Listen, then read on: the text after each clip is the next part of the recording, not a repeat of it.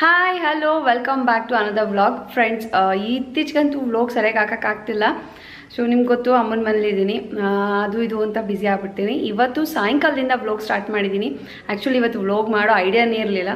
ಸುಮ್ಮನೆ ರೆಡಿ ಆಗಿದ್ದೀನಲ್ಲ, ಮತ್ತು ಇನ್ನೇನು ಸ್ಟಾರ್ಟ್ ಮಾಡಿಬಿಡೋಣ ಅಂತ ಮಾಡಿದೆ. ಟೈಮ್ ಬಂದು 6:30 ಆಗಿದೆ. ಅಮ್ಮ ಪೂಜೆ ಮಾಡ್ತಾ ಇದ್ದಾರೆ. ಇವತ್ತು ಶನಿವಾರ ಆಗಿರೋದ್ರಿಂದ ನಮ್ಮ ಮನೇಲಿ ಸ್ವಲ್ಪ ಪೂಜೆ ಲೇಟ್ ಆಗುತ್ತೆ. ಅಮ್ಮಂಗೆ ಎಲ್ಲ ನೀಟಾಗೇ ಇರಬೇಕು. ಸೊ ಅವರು ನೋಡಿ ಏನು ಮಾಡ್ತಾ ಕೂತಿದ್ದಾರೆ ಇಲ್ಲಿ. ಅಮ್ಮ ಎಷ್ಟೊತ್ತಾಗುತ್ತೆ ಇನ್ನ? ಅರ್ಧ ಗಂಟೆ. ದೇವ್ರ ಮನೆ ಒಳಗೆ ಹೋಗಿ 1 hour ಮೇಲೆ ಆಯ್ತಾ? ಹೀಗೆ ನಮ್ಮಮ್ಮ ಅಟ್ಲೀಸ್ಟ್ 1-2 hours ತಗೋತಾರೆ ದೇವ್ರ ಮನೇಲಿ. ಅದನ್ನೆಲ್ಲ ಕ್ಲೀನ್ ಮಾಡ್ಕೊಳ್ತಾ ಕೂತ್ಕೊಳ್ತಾರೆ. ಹಾಗಾಗಿ ನಾವು ಯಾರು ಮಾಡೋಕ್ಕೆ ಹೋಗೋದಿಲ್ಲ, ಅದನ್ನು ನಮ್ಮ ಅಮ್ಮಂಗೆ ಬಿಟ್ಬಿಟ್ಟಿದ್ದೀವಿ. ಆ್ಯಂಡ್ ಅಲ್ಲಿ ನಮ್ಮ ಪಪ್ಪ ಮತ್ತು ಈಶಾನ್ ಕೂತಿದ್ದಾರೆ. ಈಶಾನ್ ಹುಷಾರಿಲ್ಲ, ಜ್ವರ ಆಗಿದೆ. ಸೊ ಪಪ್ಪ ಟೇಕ್ ಕೇರ್ ಮಾಡ್ತಾ ಇದ್ದಾರೆ. ಸೊ ಅವನು ಪಪ್ಪನ ಮಾತ್ರ ಮಾತೆಲ್ಲ ಕೇಳೋದು, ಹಾಗಾಗಿ ಸೈಲೆಂಟಾಗಿ ಕೂತಿದ್ದಾನೆ. ಈಶಾನ್ ಯಾಕೋ ಏನೇನು ಹುಷಾರಿಲ್ಲ ನಿಮಗೆ? ಫೀವರ್, ನೋಸ್ ಕ್ಲಾಟ್, ಹೆಡೇಕ್ ಅಷ್ಟೇನಾ? ಮ್ಯೂಕಸ್ ಬರ್ತಿದ್ಯಾ? ಸೊ ಈಶಾನ್ ಕಂಪ್ಲೀಟಾಗಿ ಪೇಷಂಟ್ ಆಗ್ಬಿಟ್ಟಿದ್ದಾನೆ. ರೀಸನ್ ಇಷ್ಟ, ಇಲ್ಲಿ ತುಂಬ ಮಳೆ ಬರ್ತಿದೆ 3 ಡೇಸಿಂದ. ನಮ್ಮ ಮನೇಲಿ ಗ್ರಾನೈಟ್ ಇರೋದ್ರಿಂದ ಬೇಗನೆ ಶೀತ ಆಗುತ್ತೆ, ಹಾಗಾಗಿ ಅವನಿಗೆ ಕೋಲ್ಡ್ ಆಗಿಬಿಟ್ಟಿದೆ, ಫೀವರ್ ಇದೆ. ಸೊ ಈಗ ಡಾಕ್ಟರ್ ಶಾಪ್ ಕರ್ಕೊಂಡು ಹೋಗ್ಬೇಕು, ವೆಯ್ಟ್ ಮಾಡ್ತಾ ಇದ್ದೀವಿ. Actually appointment ತೊಗೊಂಡಾಗಿದೆ. ಸೊ ಇನ್ನೊಂದು ಸ್ವಲ್ಪ ಹೊತ್ತು ಬಿಟ್ಕೊಂಡು ಹೊರಡೋಣ ಅಂತ ಕೂತಿದ್ದೀವಿ. ಥಂಡಿಗೆ ತಲೆನೋವು ಬಂದಿರೋದನ್ನು ಜ್ವರಕ್ಕೆ ನೋಸ್ ಕ್ಲಾಟ್ ಆಗ್ತಿರೋದು. ಎಸ್ಟರ್ಡೇ ನಾನು 5 ಸ್ಟಾರ್ ತಿಂದಿದ್ದೆ. ಸೊ ಚಾಕ್ಲೇಟ್ ತಿಂದ್ರೆ ಗೊತ್ತಾಯ್ತಲ್ಲ ಏನಾಗುತ್ತೆ ಅಂತ. ಮ್ಯೂಕಸ್ ಪಾನಿಪುರಿಗೆ ಎಸ್ಟರ್ಡೇ. ಚಾಕ್ಲೇಟು ಪಾನಿಪುರಿ, ಈಗ ಅದಕ್ಕೆ ಪೇಷಂಟ್ ಆಗ್ಬಿಟ್ಟೆ. ಅನಿಶಾ ಇಲ್ಲಿ ಮಂಕಿ ಟೋಪಿ ಮಾಸ್ಕು ಎಲ್ಲ ಒಂದೇನಾ? ಹೌದು. ಆಕ್ಷನ್. ಹಾ, ಎಲ್ಲೋಗ್ತಾ ಇದೆಯಾ ಈಗ ನೀನು?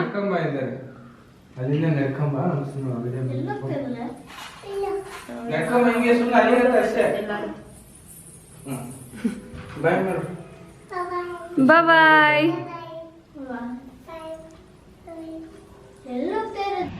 ಫ್ರೆಂಡ್ಸ್, ಫೈನಲಿ ಮಂಡ್ಯ ಬಂದು ಡಾಕ್ಟ್ರನ್ನ ಕನ್ಸಲ್ಟ್ ಮಾಡಿ ಮೆಡಿಸಿನ್ಸ್ ಎಲ್ಲ ತೊಗೊಂಡಾಯಿತು. ಲಾಸ್ಟ್ ಇಯರ್ ತನಕನೂ ಬರೀ ಸಿರಪ್ ತೊಗೋತಾ ಇದ್ದ ಈಶಾನು, ಏನಾದರೂ ಹುಷಾರು ತಪ್ಪಿದ್ರೆ. ಬಟ್ ಈ ಸಲ ಫಸ್ಟ್ ಟೈಮ್ ಟ್ಯಾಬ್ಲೆಟ್ಸ್ ಕೊಟ್ಟಿದ್ದಾರೆ. ಗೊತ್ತಿಲ್ಲ ಯಾವ ರೀತಿ ನುಂಗ್ತಾನೆ ಅಂತ. ಸೊ ಇವಾಗ ಕಾರಲ್ಲಿ ವೆಯ್ಟ್ ಮಾಡ್ತಾ ಇದ್ದೀವಿ. ಆ್ಯಕ್ಚುಲಿ ಯಾರು ಪಿಜ್ಜಾ ತೊಗೊಂಡು ಬರ್ತೀನಿ ಅಂತ ಹೋದರು. ಮಂಡ್ಯದಲ್ಲಿ ಡಾಮಿನೋಸ್ ಪಿಜ್ಜಾ ಸಿಗುತ್ತೆ. ಸೊ ಡಾಮಿನೋಸ್ ಇರೋದ್ರಿಂದ ಪಿಜ್ಜಾ ತಿನ್ನಬೇಕು, ಎಷ್ಟೋ ದಿನ ಆಯಿತು ತಿಂದು ಅಂದ್ಬಿಟ್ಟು ಹೋಗಿದ್ದಾರೆ ತೊಗೊಂಡು ಬರೋಕ್ಕೆ. ಈಶಾನ್ ನೋಡಿ ಇಲ್ಲಿದ್ದಾನೆ, ಈಶಾನ್. ಸೊ ಇಲ್ಲಿ ಮಲಗಿದ್ದಾನೆ. ಆ್ಯಕ್ಚುಲಿ ಲೈಟ್ ಇಲ್ಲ ಕಾರಲ್ಲಿ, ಯಾರು ಲಾಕ್ ಮಾಡ್ಕೊಂಡು ಹೋಗಿದ್ದಾರೆ. ತಲೆನೋವು ಅಂತ ಹೇಳ್ತಾ ಇದ್ದ, ಅದಕ್ಕೆ ಲೈಟ್ ಆನ್ ಮಾಡಿಲ್ಲ. ಆ್ಯಂಡ್ ಲೈಟ್ ಆನ್ ಮಾಡಿದ್ರೆ ಬೇರೆಯವ್ರಿಗೂ ಕೂಡ ಡಿಸ್ಟರ್ಬ್ ಆಗುತ್ತೆ, ಕಾರಲ್ಲಿ ಲೈಟ್ ಆನ್ ಮಾಡಬಾರ್ದಲ್ವಾ, ಅದಕ್ಕೆ. ಸೊ ಈಶಾನ್ ತುಂಬ ತಲೆನೋವಿದೆ, ಮಲಗಿದ್ದಾನೆ. ಅವನನ್ನು ಬಿಟ್ಟು ಇವತ್ತು ನಾನು ಮತ್ತು ಅರುಣ್ ಇಬ್ಬರು ಪಿಜ್ಜಾ ತಿಂತಾ ಇದ್ದೀವಿ. ಪಾಪ ಅವನಿಗೀಗ ಬಿಟ್ಟರೆ ಸಾಕಾಗಿದೆ, ಮನೇಲಿ ಹೋಗಿ ಮಲ್ಕೊಳ್ಬೇಕು, ರೆಸ್ಟ್ ಮಾಡಬೇಕು. ಬಟ್ ನಾವು ಆ್ಯಕ್ಚುಲಿ ಅವ್ನಿಗೆ ಆನ್ ದ ವೇ ಬರ್ತಾನೆ ತುಂಬ ವಾಮಿಟ್ ಆಗ್ತಾಯಿತ್ತು. ಸೊ ಇಲ್ಲಿ ನಿಲ್ಸೋದ್ರಿಂದ ಅವನಿಗೂ ಸ್ವಲ್ಪ ಸಮಾಧಾನ ಆಗುತ್ತೆ ಆ್ಯಂಡ್ ನಾವು ತಿಂದಂಗೆ ಆಗುತ್ತೆ ಅಂದ್ಬಿಟ್ಟು ಸ್ಟಾಪ್ ಮಾಡಿದ್ದೀವಿ ಇಲ್ಲಿ. ಸೊ ಇದು ತಿನ್ಕೊಂಡು ಮತ್ತು ಮದ್ದೂರಿಗೆ ಹೊರಡಬೇಕು.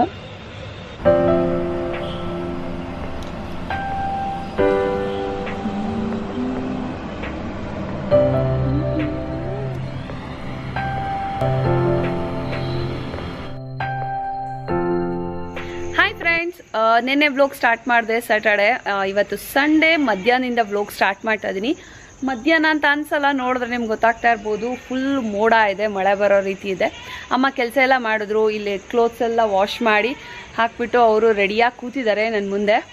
ಸೊ ಇಲ್ಲಿ ನಮ್ಮಮ್ಮ ಕೂತಿದ್ದಾರೆ. ಅಮ್ಮ ಹಾಯ್. ಹಾಯ್. ಸೊ ಅಮ್ಮ, ಏನು ಸ್ಪೆಷಲ್ ಇವತ್ತು? ಸಂಡೇ ಇದೆ, ಏನಾದರೂ ಸ್ಪೆಷಲಾಗಿ ಮಾಡ್ತಿರೋ ಅಥವಾ ಲಂಚು ಇನ್ನೇನು ಇದೆ ಪ್ಲ್ಯಾನು? ಮಾಡಬೇಕು. ಈಶಾನ್ಗೆ ಸ್ವಲ್ಪ ಫೀವರ್ ಇತ್ತಲ್ಲ, ನೆಗಡಿ ಆಗಿಬಿಟ್ಟಿದೆ, ಅವ್ನಿಗೂ ಶೀತ ಥರ ಆಗಿದೆ. ಅದಕ್ಕೆ ನರಲೆಕುಡಿ ಅಂದ್ಬಿಟ್ಟು ಬೇಲಿಲಿ ಇರುತ್ತೆ ನಮ್ಮಲ್ಲಿ. ಬೇಲಿಲಿ ಇರೋದ್ರಿಂದ ನಾನು ಅದನ್ನು ತಂದು ಪಾಟ್ಗೆ ಹಾಕೊಂಡಿದ್ದೀನಿ. ಸೊ ಪಾಟಲ್ಲಿದೆ ಅಂತ ಇವತ್ತು ನೀವು ಅದ್ರ ಸ್ಪೆಷಲ್ ಮಾಡ್ತಾ ಇದ್ದೀರಾ? ಅದನ್ನು ಮುರ್ಕೊಂಡು ಸ್ವಲ್ಪ ಬಜ್ಜಿ ಥರ ಮಾಡಿ, ಶೀತ ಇರೋರಿಗೆ ಅದು ತಿಂದರೆ ತುಂಬ ಒಳ್ಳೆ. ಬಜ್ಜಿ ಅಂದರೆ ಏನು ಮಮ್ಮಿ? ಅದೇ ಪಕೋಡ ಬೋಂಡ ಅಂತ? ಅಲ್ಲ, ಮತ್ತೆ ಗ್ರೇವಿ ಥರ. ಓಕೆ. ನಮ್ಮ ಮಂಡ್ಯ ಸೈಡ್ ಯಾಕೆ ನಾನು ಮೊದಲು ಒಂದು ವಿಡಿಯೋ ತೋರಿಸಿದ್ದೆ, ಅವಾಗಲೂ ಅಷ್ಟೇ ಬಜ್ಜಿ ಅಂತ ಹೇಳಿದ್ದೆ. ನಮ್ಮ ಮಂಡ್ಯ ಭಾಷೆ ಅದು. ಮಂಡ್ಯ ಸೈಡ್ ಗ್ರೇವಿಗೆಲ್ಲ ನಾವು ಬಜ್ಜಿ ಅಂತ ಕರಿತೀವಿ. ಗ್ರೇವಿ ತರ ಮಾಡಿ ಅದನ್ನ ತಿಂದ್ರೆ ಏನಕ್ಕೆ ಒಳ್ಳೇದದು? ಅದು ಶೀತ ಇರೋರ್ಗೆಲ್ಲ ತುಂಬಾ ಒಳ್ಳೇದು, ಈಟು ಅದು. ಓಕೆ. ಯಾರಿಗೆ ಶೀತ ಇರೋರ್ಗೆಲ್ಲ ತುಂಬಾ ಒಳ್ಳೇದು, ಶೀತ ಆಗೋರ್ಗೆಲ್ಲ. ಜ್ವರ ಕೆಮ್ಮು ಈ ತರ ಬಾಣಂತಿಯರ್ ತಗೋಬಹುದು. ಓ, ಬಾಣಂತಿಯರ್ ಅಂದ್ರೆ ಮದರ್ ಫೀಡಿಂಗ್ ಇರ್ತಾರಲ್ಲ ಅಂತವ್ರು ತಗೋಬಹುದು. ತುಂಬಾ ಚೆನ್ನಾಗಿರುತ್ತೆ. ಈಗ ಅದನ್ನೇ ತಗೊಂಡೋಗಿ ಮಾಡೋಣ ಅಂತ ಟ್ರೈ ಮಾಡ್ತಾ ಸಂಡೇ ಸ್ಪೆಷಲ್ ಅದೇನೆ ಇವತ್ತು. ನರಳೆಕುಡಿ ಗ್ರೇವಿ. ಸೊ ಹೆಂಗಿದೆ ಅದು ತೋರ್ಸ್ ಬನ್ನಿ, ಎಕ್ಸ್ಪ್ಲೈನ್ ಮಾಡ್ಕೊಡಿ ನನ್ನ ವ್ಯೂವರ್ಸ್ಗೂ. ಇದೆ ಪಾಟಲ್ಲೇ ಹಾಕಿದೀನಿ ನೋಡಿ ನಾನು. ಇದೇನಾ? ಇದೇನೆ ನೋಡು, ಹತ್ರದಿಂದ ತೋರ್ಸ್ಕೊತೀನಿ. ಇದೇನೆ. ಓಕೆ. ಓ, ಇದು ಬೇಲಿಲಿ ಇರುತ್ತೆ. ಬೇಲಿ ಎಲ್ಲ ಹೊರಗಡೆ ಗದ್ದೆ ಹತ್ರ ಬೇಲಿಲಿ ಅದೇ ಉಡುತ್ತಾ? ಅದೇ ಉಡುತ್ತೆ. ನಾನು ತಂದು ಪಾಟ್ ಹಾಕೊಂಡಿದೀನಿ. ಇದು ತುಂಬಾ ಹೆಲ್ತಿ. ಸಾಕಾಗುತ್ತಾ ಇಷ್ಟು ಇವತ್ತು ನಮ್ಮ ಅಷ್ಟು ಜನಕ್ಕೆ? ಸಾಕಾಗುತ್ತೆ. ಮನೇಲಿ ಸ್ವಲ್ಪ ಬೇಲಿಲ್ ಕಿತ್ಕೊ ಬಂದಿದ್ರು ಪಪ್ಪ. ಓಕೆ, ಗದ್ದೆ ಹತ್ರ ಹೋದಾಗ ಇದೊಂದ್ ಸ್ವಲ್ಪ ಇದನ್ನ ತೋರ್ಸಕ್ಕೆ, ನಿಮ್ಗೆ ತೋರ್ಸೋದಿಕ್ಕೆ ತಂದಿದೀವಿ ನಾವು, ನಿಮ್ಗೆ ತೋರ್ಸಕ್ಕೆ.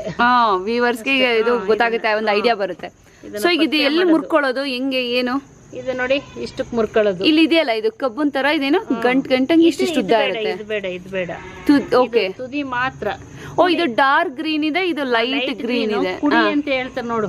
ಚಿಗುರ್ತಾ ಇದೆಯಲ್ಲ ಅಂತ ಇದನ್ನ ಮುರ್ಕೋಬೇಕು ಇಷ್ಟು. ಇದು ಇಲ್ಲಿ. ಸೊ ಫ್ರೆಂಡ್ಸ್, ನಿಮ್ಗೆ ಗೊತ್ತಾಗುತ್ತೆ ಈ ತರದ್ದು. ಎಲ್ಲಾದ್ರೂ ನಿಮ್ ಊರ್ ಕಡೆ ಹೋದಾಗ ಬೇಲಿಲಿ ಅಥವಾ ರೋಡ್ ಸೈಡು ಹಿಂಗೆ ಬೆಳ್ಕೊಂಡಾಗ ಕಾಣಿಸುತ್ತೆ ನೋಡಿ, ಈ ರೀತಿ ಇದೆ ಇದು. ಸೊ ಡೌನ್ ಅಲ್ಲಿ ತುಂಬಾ ಗ್ರೀನರಿ ಇರುತ್ತೆ ಅಂಡ್ ದಪ್ಪ ಇರುತ್ತೆ, ಅದನ್ನ ಕಿತ್ಕೋಬಾರ್ದಂತೆ. ಸ್ವಲ್ಪ ಲೈಟ್ ಗ್ರೀನ್ ಎಳಸಾಗಿರೋಂಥದ್ನ ಕಿತ್ಕೊಳ್ಬೇಕಂತೆ. ಸೊ ಈ ರೀತಿ ನೋಡಿ ಬರುತ್ತೆ, ಈ ಎಲೆ ಈ ರೀತಿ ಇರುತ್ತೆ. ಸೊ ಇದನ್ನ ಏನಂತಾರೆ ನರಳೆಕುಡಿ. ಸೊ ನಿಮ್ಗೆ ಒಂದು ಐಡಿಯಾ ಬರ್ತಿದೆ ಅನ್ಕೋತೀನಿ, ಇದು ನರಳೆಕುಡಿ ಅಂತ ನೋಡಿ. ಇದು ಯಾವ ರೀತಿ ಕಾಣಿಸ್ತಿದೆ ಅಂದ್ರೆ, ಒಂದು ನಲ್ಲಿಕಾಯಿ ಬರುತ್ತಲ್ಲ, ಏನದು ಕೊಂಬ್ರಾಕ್ಷಿ ಅಲ್ಲ? ಸೊ ಆ ರೀತಿ ಕಾಣಿಸ್ತಾ ಇದೆ ಇದು. ಮೂಲೆ ತರ ಬಂದಿದೆ ನೋಡು. ಕರೆಕ್ಟ್ ಅಲ್ವಾ? 4 ಸೈಡ್ ಬರುತ್ತಲ್ವಾ, 1 2 ಆಮೇಲೆ ಈ ಕಡೆ 3 4. ಹೌದು, ಈ ತರ ಕರೆಕ್ಟ್. ಸೊ ಇದನ್ನ ನರಳೆಕುಡಿ ಅಂತ ಕರೀತಾರೆ. ಇನ್ಯಾವಾಗ್ಲಾದ್ರೂ ಊರ್ ಕಡೆ ಹೋದಾಗ ಖಂಡಿತವಾಗ್ಲೂ ನೀವು ಇದು ಕಿತ್ಕೊಂಡು ಇವತ್ತು ಅಮ್ಮ ತೋರಿಸುವಂತ ರೆಸಿಪಿನ ನೀವು ಟ್ರೈ ಮಾಡ್ಲೇಬೇಕು. ಸೊ ಅಮ್ಮ, ಈಗ ಇದನ್ನ ಕಿಳ್ಬಾರ್ದಲ್ವಾ? ಇದೆಲ್ಲ ಬಲ್ತ್ ಹೋಗಿದೆ. ಇದನ್ನ ಕಿಳ್ಬಾರ್ದು. ಇಲ್ಲಿ ಬಂದಿದೆಯಲ್ಲ, ಈಗ ಇದನ್ನ ಕಿತ್ಕೋಬೇಕು. ಕಿತ್ಕೊಂಡು ಏನು ಹಿಂಗೆ ಸುಮ್ನೆ ಹಾಕ್ಬಿಡೋದ ಅಥವಾ ಏನಾದ್ರು ಬಿಡಿಸ್ಬೇಕಾ? ಇದನ್ನೆಲ್ಲ ಬಿಡಿಸ್ಬೇಕು. ಹೀರೆಕಾಯಿಲಿ ನಾರು ಬರುತ್ತಲ್ಲ, ಆ ತರ ಇದನ್ನ ತೆಗಿಬೇಕು, ನಾರ್ ತೆಗಿಬೇಕು. ಓಕೆ, ಮುರಿದು ನಾರ್ ತೆಗೆದು ಫ್ರೈ ಮಾಡ್ಬೇಕು. ಮುಂದಿದೆಲ್ಲ ಕಿಚನ್ ಅಲ್ಲಿ ಹೇಳ್ಕೊಡೋಣ. ಹಾಗಿದ್ರೆ ಹೇಗ್ ಮಾಡೋದು ಅಂತ ಬನ್ನಿ. ಇವತ್ತು ನಮ್ಮಮ್ಮ ತೋರಿಸ್ಕೊಡ್ತಾರೆ ಒಂದು ಒಳ್ಳೆ ರೆಸಿಪಿ, ಮನೆ ಮದ್ದು ಅಂತಾನೆ ಹೇಳ್ಬೋದು. ನಾನು ಆಗಲೇ ತೋರಿಸಿರೋ ಹಾಗೆ ನರಳೆಕುಡಿನ ನಾವು ತೊಗೊಂಡು ಬಂದು ನೀಟಾಗಿ ನಾರೆಲ್ಲ ಬಿಚ್ಚಿದ್ದೀವಿ. ನಾರು ಬಿಚ್ಚುವಾಗ ಸ್ವಲ್ಪ ಕೈ ಕಟ್ತಾ ಬರುತ್ತೆ, ಹಾಗಾಗಿ ಬೇಕಾದರೆ ನೀವು ಎಣ್ಣೆ ಯೂಸ್ ಮಾಡ್ಕೊಳ್ಬೋದು. ಕೈಗೆ ಸ್ವಲ್ಪ ಎಣ್ಣೆ ಹಚ್ಕೊಂಡು ನೀಟಾಗಿ ನಾರೆಲ್ಲ ಬಿಡಿಸಿ ಇಟ್ಕೊಳ್ಬೋದು. ಈಗ ಮಾಡೋದ್ರಿಂದ ಕೈ ಸ್ವಲ್ಪ ನೆವೆ ಆಗೋದು ಕಡಿಮೆ ಆಗುತ್ತೆ. ಹೊಸದಾಗಿ ಯಾರಾದರೂ ನಾರು ಬಿಚ್ಚೋರಾದರೆ ಕಂಪಲ್ಸರಿ ಕೈಗೆ ಎಣ್ಣೆ ಹಾಕ್ಕೊಳ್ಳಿ. ನೆಕ್ಸ್ಟು ಈಗ ಇದನ್ನು ಬಾಣಲಿಗೆ ಹಾಕ್ಕೊಳ್ಬೇಕು, ಚೆನ್ನಾಗಿ ಹುರ್ಕೊಳ್ಬೇಕು. ಲೋ ಟು ಮೀಡಿಯಮ್ ಫ್ಲೇಮಲ್ಲಿ ಇಟ್ಕೊಂಡು ಅದು ಫುಲ್ ಕಲರ್ ಚೇಂಜ್ ಆಗೋವರೆಗೂ ನಾವು ಫ್ರೈ ಮಾಡ್ತಾ ಬರಬೇಕು. ಈ ನರಳೆಕುಡಿನ ಎಣ್ಣೆ ಹಾಕ್ಕೊಳ್ದೆ ಡ್ರೈ ಫ್ರೈ ಮಾಡಬೇಕು. ಎಲ್ಲಿ ತನಕ ಅಂತಂದರೆ ಆ ನರಳೆಕುಡಿ ಕಂಪ್ಲೀಟಾಗಿ ಶ್ರಿಂಕ್ ಆಗಬೇಕು, ಮತ್ತು ಅದು ಸೈಜ್ ಎಲ್ಲ ಕಡಿಮೆ ಆಗುತ್ತೆ, ಹಾಗೆ ಕಲರ್ ಕೂಡ ಚೇಂಜ್ ಆಗುತ್ತೆ. ಅಲ್ಲಿ ತನಕ ಫ್ರೈ ಮಾಡ್ಕೊಳ್ಬೇಕು.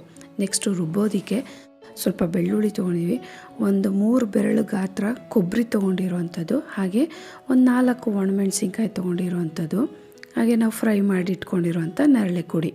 ಈಗ ಇದಿಷ್ಟನ್ನು ಜಾರ್ಗೆ ಹಾಕ್ಕೊಳ್ಬೇಕು. ನೆಕ್ಸ್ಟು ಇದಕ್ಕೇ ಬೇಳೆ ಸಾಂಬಾರು ಪೌಡ್ರ್ ಹಾಕ್ಕೊಳ್ಬೇಕು, 1 ಟೀ ಸ್ಪೂನಷ್ಟು ಹಾಕ್ಕೊಳ್ತಾ ಇದ್ದೀನಿ.